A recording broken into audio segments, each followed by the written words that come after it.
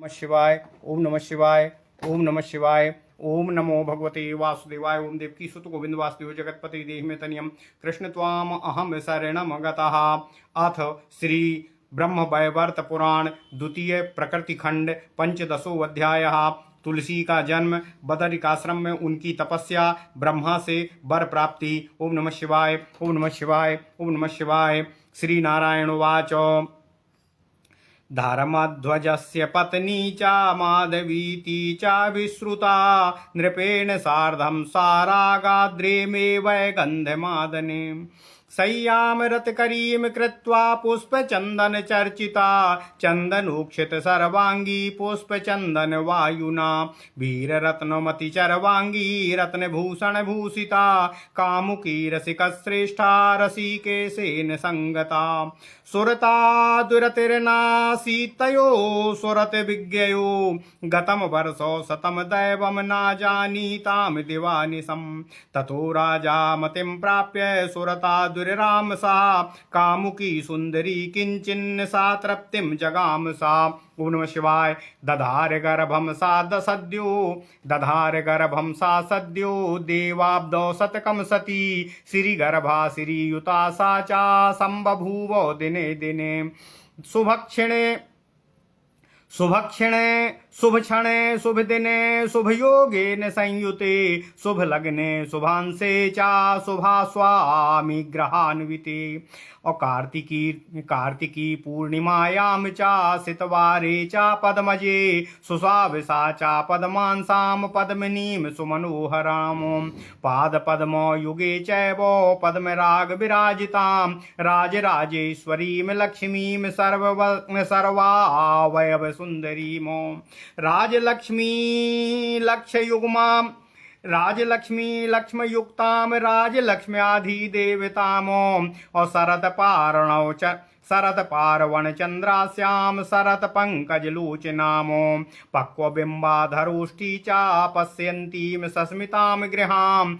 और हस्तपादो तलारक्ताम निम्न नाभिम मनोरमामो तदाधस्त्री बलियुताम व्रतबलगुत नितंबिनीमो शीते सुखोष्ण सर्वांगी ग्रीष्मे चा सुख शीतलामो श्यामाम सुकेशीम रुचिराम न्यग्रोधो परिमंडलामो श्वेत चंपक वर्णाभाम सुंदरी स्वेक सुंदरीमो नरा नार्यश्च ताम दृष्ट्वा अतुलनाम दातुमक्षमा तेन नाम्ना चा तुलसी ताम वदन्ति पुरा विदः। ओम नमः शिवाय। ओम नमः शिवाय। सा चा भूमिष्ठमात्रेण योग्या स्त्री प्रकृतिर्यथा सर्वैर्निषिद्धा तपसे जगामो बदरीवनम् तत्र दैवाब्दलक्षं चाचकारो परमं तपः मम नारायणः स्वामी भवीतेति विनिश्चिताः ग्रीष्मे पञ्चतपासीते तोयस्था सा चा सुन्दरी प्रकाशस्था वृष्टिधारां सहन्ती चा दिवानिशम् अभिसत्सहस्रवर्षं चा फलतो यासना साचा और त्रिद्वर्ष सहस्राब्दम पत्राहारा तपस्विनी चत्वारिंशत् सहस्राब्दम अवायव्याहारा कृशोदरी ततो 10 सहस्राब्दम निराहारा बभूव सा निर्लक्ष्याम चैकपादस्थाम दृष्ट्वा ताम कमलोद्भवः समाययो वरम दातुं परम बदरिकाश्रमं चतुर्मुखं च सा दृष्ट्वा प्राणं सीध्वंसवाहनम् तमुवाचो जगत्कर्ता विधाता जगतामपीः ब्रह्मोवाचो वरं वृणुस्व तुलसी यत्ते मनसि वाञ्छितं हरिभक्तिं च मुक्तिं वाप्य जरामरतामपीः।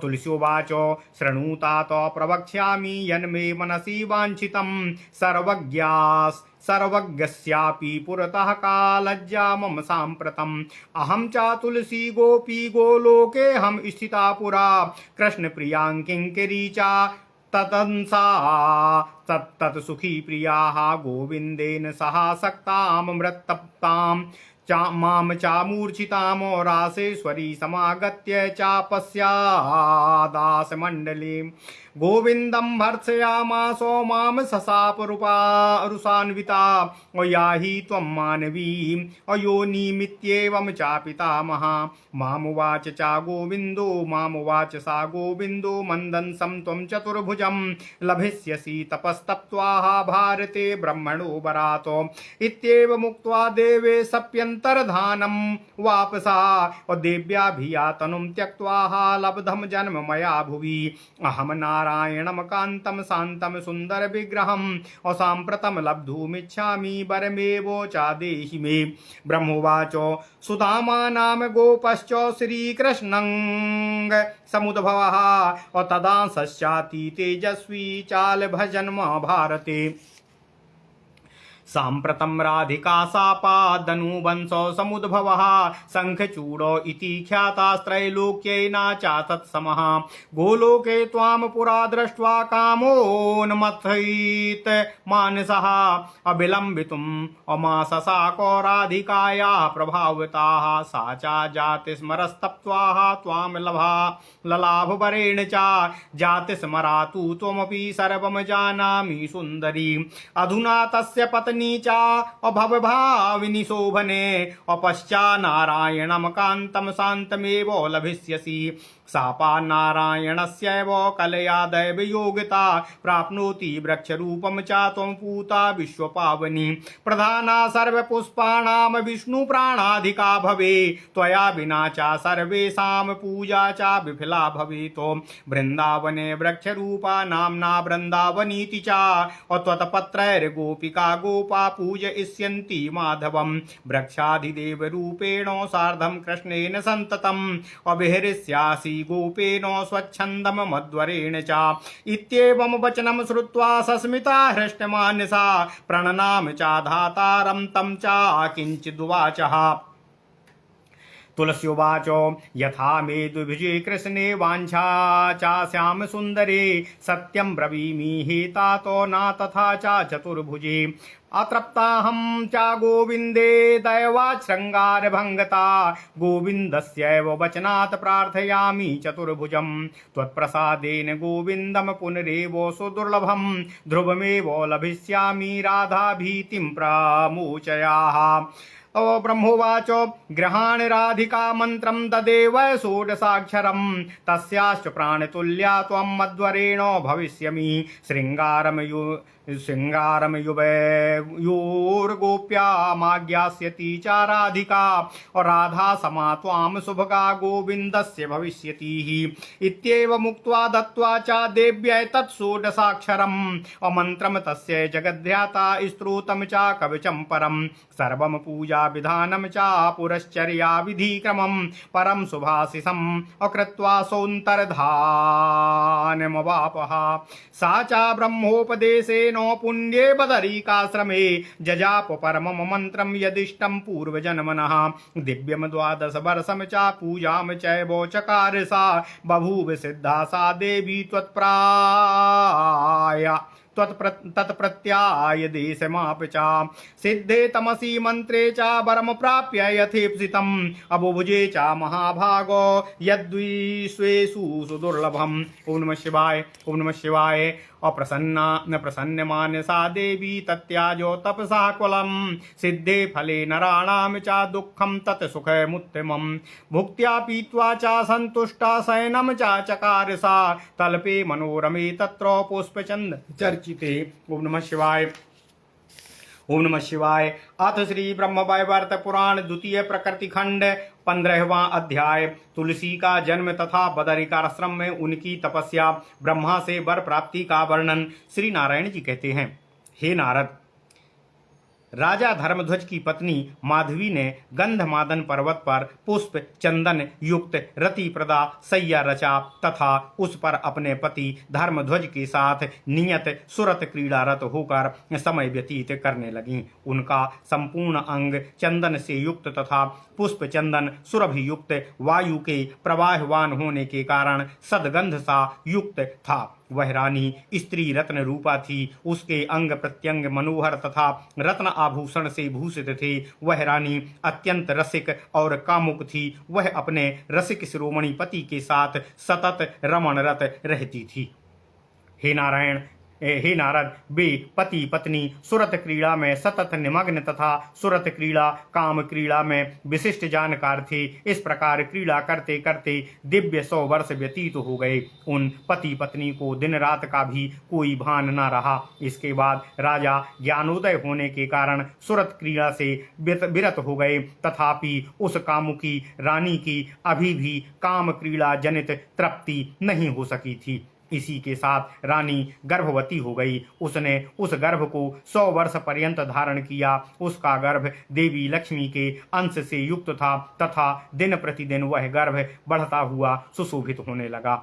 हे नारद, इसके बाद शुभ क्षण, शुभ दिन, शुभ योग युक्त शुभ लग्न के शुभ अंश में तथा शुभ ग्रहाधिप ग्रह योग में शुक्र वासरी कार्तिकी पूर्णिमा की तिथि पर उसने लक्ष्मी के अंश से युक्त पद्मिनी लक्षण युक्त मनोहर कन्या को जन्म दिया। उसके पैर के तलवों में कमल का चिन्ह अंकित था। उसके अंगों से राजराजेश्वरी लक्ष्मी की भंगिमा सुव्यक्त हो रही थी। हे नारद, नारायण ऋषि कहते हैं, वह कन्या राजलक्ष्मी के लक्षणों वाली समस्त राजलक्ष्मी की अधिष्ठात्र देवी थी। उस देवी का मुख शरदीय पूर्णिमा के समान सुमनोहर था। उसके नेत्र शरदीय कमल के समान सुशोभित हो रहे थे। उस कन्या के अधर ओष्ठ पके बिंब फल के समान दृष्टिगोचर हो रहे थे। वह मुस्कुराते हुए ग्रह को चारों दिशाओं में देखती जा रही थी। उस कन्या की हथेली तथा तलवे रक्त वर्ण के थे। नाभि गंभीर तथा सुंदर थी। हे नारायण, हे नारद, नारायण जी देव कहते हैं, नाभि के ऊपर त्रिवली रेखा मनोहर लग रही थी। उसके नितंब द्वय वर्तुल थे। उसके अंग शीतकाल में सुखप्रद उष्ण तथा ग्रीष्म काल में शीतल से थे। उसके श्याम वर्ण के केस अत्यंत सुंदर थे। ऐसे प्रतीत हो रहे थे मानो बट वृक्ष की जड़ें सुशोभित हो रही हैं, जो ऊर्ध्व में निम्न प्रदेश से लटकती हुई सी दिखती हैं। इसकी प्रभा श्वेत चंपक पुष्प के समान थी। वह सुंदरियों की भी सुंदरी थी। नर नारी उसे देखकर किसी भी नारी के साथ उसके सौंदर्य की तुलना नहीं कर पा रहे थे। वह इतनी सुंदर थी। प्राचीन विद्वानों ने उस कन्या का नाम तुलसी रखा। हे नारद, वह कन्या जन्म लेते ही ब्रह्म प्रेरित प्रकृति की तरह सबके रोकने पर भी सबकी बातों को अनसुना करके बदरिकाश्रम वन में तप करने लगी। उसने यह संकल्प लिया कि नारायण ही मेरे स्वामी होंगे। उसने 1 लाख दैव वर्ष पर्यंत इसी वन में तप किया। वह ग्रीष्म में 5 स्थान पर अग्नि प्रज्वलित करके उसके मध्य में स्थिर होकर पंच तपा तप करती थी। शीत में जल में रहकर तप करती थी तथा वर्षा के दिन में दिन रात स्मशान में अजस्त्र वर्षाधारा में भीगते हुए तप कर रही थी। उसने 2000 वर्षों तक मात्र फल जल पर आश्रित रहकर तप किया। तत्पश्चात उसने 30,000 वर्षों तक केवल पत्तों का आहार करके तप किया। उसकी पतली कमर वाली वेदवती ने 4000 वर्ष तक वायु का आहार करते हुए तप किया। तदनंतर उसने 1000 वर्ष तक 10,000 वर्ष पर्यंत निराहार रहते हुए तप किया। ब्रह्मा ने उसे निर्लक्ष्य एक पैर पर खड़े रहकर तप करते हुए देखा। अतः वे उसे वर देने की इच्छा से बदरिकाश्रम में आए। ब्रह्मा ने देखा कि वे निर्लक्ष्य एक पैर पर खड़ी रहकर तपश्चरण कर रही हैं। हंसारूढ़ चतुर्भुज ब्रह्मा को समागत देखकर तुलसी ने उनको प्रणाम किया। तुलसी ने कहा, हे विधाता, आपको प्रणाम है। विधाता ने कहा, हे तुलसी, तुम वर मांगो। तुम मुक्ति, हरिभक्ति, अजरत्व, अमरत्व चाहे जो कुछ भी मांग लो। देवी तुलसी कहती हैं, हे तात, हे ब्रह्मदेव, मैं अपना इच्छित विषय आपसे कह रही हूँ, आप उसको सुनिए। आप तो सर्वज्ञ हैं, अतः आपसे कहने में क्या लज्जा है। मैं तुलसी हूँ। मैं पूर्व काल में गोलोक में एक गोपी थी। कृष्ण की सेविका होकर सदैव मैंने उनकी सेवा की है। मैं राधा की अंशभूता प्रियतमा सखी थी। एक बार मैं रास मंडल में गोविंद के साथ क्रीड़ा कौतुक भोग करती हुई मूर्छित हो गई तथा गिर गई थी। उसी समय रासेश्वरी राधिका हठात वहां आ गईं और उन्होंने मुझे इस अवस्था में देखकर उन्होंने क्रोधित होकर गोविंद की अनेक प्रकार के भर्त्सना की तथा मुझे शाप दे दिया। हे पापनी, तू मनुष्य योनि में जन्म लेगी। हे पितामह, तभी गोविंद ने मुझसे कहा था, तुम भारत में तप करके वहां ब्रह्मा के वर द्वारा मेरे ही अंश चतुर्भुज विष्णु को पति रूप में प्राप्त करोगी। यह कहकर गोविंद वहां से अंतर्हित हो गए थे। मैंने भी देवी के भय से वह देह त्याग दिया तथा भारत में जन्म लिया है। हे प्रभु, आप मुझे यह वर दीजिए कि मैं उन कमनीय रूपधारी सुंदर शांत नारायण को ही पति रूप में प्राप्त करूं। यही वर मैं आपसे चाहती हूँ। हे ब्रह्मदेव, आप मुझे यही वर प्रदान करने की कृपा कीजिए। ब्रह्मदेव कहते हैं, हे देवी तुलसी, कृष्ण के अंग से समुद्भूत तथा उनके अंशरूप अतीव तेजस्वी सुदामा नामक गोप भारत में जन्म लेगा। वह राधा के शाप से दैत्य वंश में जन्म लेकर त्रैलोक्य में शंखचूर्ण नाम से प्रसिद्ध होगा। वह सुदामा गोलोक में पूर्व काल में तुमको देखकर अत्यंत काम से पीड़ित हो गया था, तथापि राधिका के प्रभाव से भयभीत होने के कारण वह नियम का अतिक्रमण वहां नहीं कर सका। उसे पूर्व जन्म का स्मरण है, तप द्वारा वह वरदान में तुमको ही प्राप्त करेगा। तुमको ही पूर्व जन्म का स्मरण है और तुम भी यह सब कुछ जानती हो। हे शोभने, अब तुम उसकी पत्नी हो जाओ। हे भामिनी, इसके अनंतर तुम नारायण को पति रूप में प्राप्त कर सकोगी। तुम दैव योग से नारायण के शाप से विश्व पावनी तुलसी वृक्ष रूपा जन्म लोगी। तुम जगत में सभी पुण्यों को प्रदान सभी पुष्पों में प्रधान तथा वृक्ष रूपा हो जाओगी। तुम विश्व में विष्णु की प्राणाधिका होकर रहोगी। तुम्हारे बिना सब पूजा निष्फल हो जाएगी। तुम वृंदावन में वृंदावनी नामक वृक्ष रूप में अवस्थित रहोगी। तुम्हारे पत्तों से गोप गोपियां माधव का पूजन करेंगे। तुम वृक्षों की अधिष्ठात्री देवी रूप में मेरे वर से गोप वेशधारी श्री कृष्ण के साथ निरंतर स्वच्छंद विहार करोगी। ब्रह्मा जी का यह वचन सुनकर तुलसी प्रसन्न होकर मुस्कुराने लगी। उन्होंने विधाता ब्रह्मा को प्रणाम करके ब्रह्मदेव की प्रार्थना की। देवी तुलसी कहती हैं, हे तात, मैं द्विभुज श्याम सुंदर श्री कृष्ण को पाने की अभिलाषिनी हूँ। मेरी वैसी प्रीति चतुर्भुज विष्णु हेतु नहीं है। गोविंद के साथ रमण में व्यवधान आने के कारण रमण क्रिया भग्न हो गई थी। मैं तृप्त नहीं हो सकी हूँ। तभी मैं गोविंद की आज्ञा से चतुर्भुज विष्णु की कामना कर रही हूँ। यदि आपकी कृपा से मैं सुदुर्लभ द्विभुज गोविंद को पुनः प्राप्त कर सकूं, तब सर्वप्रथम आप राधा के भय का निवारण करिए, जिससे मैं त्रस्त हूं।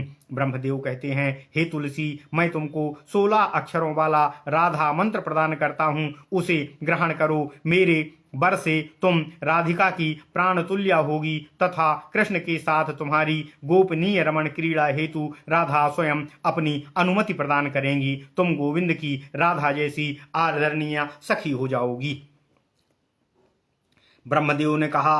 ब्रह्मदेव के कहने के पश्चात तुलसी को 16 अक्षरों वाला मंत्र स्तोत्र परम कवच प्रदान किया। उन्होंने सभी पूजा विधान तथा पुनश्चरण की विधि का भी तुलसी को उपदेश किया और परम आशीर्वाद देकर वहां से अंतर्हित हो गए। वह तुलसी ब्रह्मा का उपदेश पाकर परम पवित्र बदरिकाश्रम में गई। वहां वह पूर्व जन्म का अभीष्ट मंत्र जाप करने लगी। 12 वर्ष मंत्र जप तथा पूजा द्वारा वह सिद्ध हो गई। उसने देवता का आदेश पाया। उसे देवता से अभीष्ट वर भी प्राप्त हुआ। उसने महाभाग्यशाली होकर विश्व में दुर्लभ सुखों का भोग किया। तपह फल सिद्ध हो जाने पर मनुष्य का समस्त तपह जनित क्लेश उत्तम सुख रूप में परिणत हो जाता है। इसी प्रकार देवी तुलसी भी तपह जनित क्लेश को भूलकर प्रसन्न मन वाली हो गई। वे भोजन पान आदि से संतुष्ट होकर शयन करने लगी। उनकी सैया मनोरम तथा पुष्प चंदन आदि से सदा चर्चित और सुशोभित रहती थी। ओम नमः शिवाय। इति श्री ब्रह्मवैवर्त महापुराणे प्रकृतिखंडे नारद नारायण संवादे तुलसी उपाख्याने तुलसी वर प्रदानम नाम पंचदशो अध्यायः। ओम नमः शिवाय। ओम नमः शिवाय। ओम नमः शिवाय। ओम नमो भगवते वासुदेवाय। ओम देवकी सुत गोविंद वासुदेव जगतपते देहि में तनियम कृष्ण त्वाम अहम शरणम गत।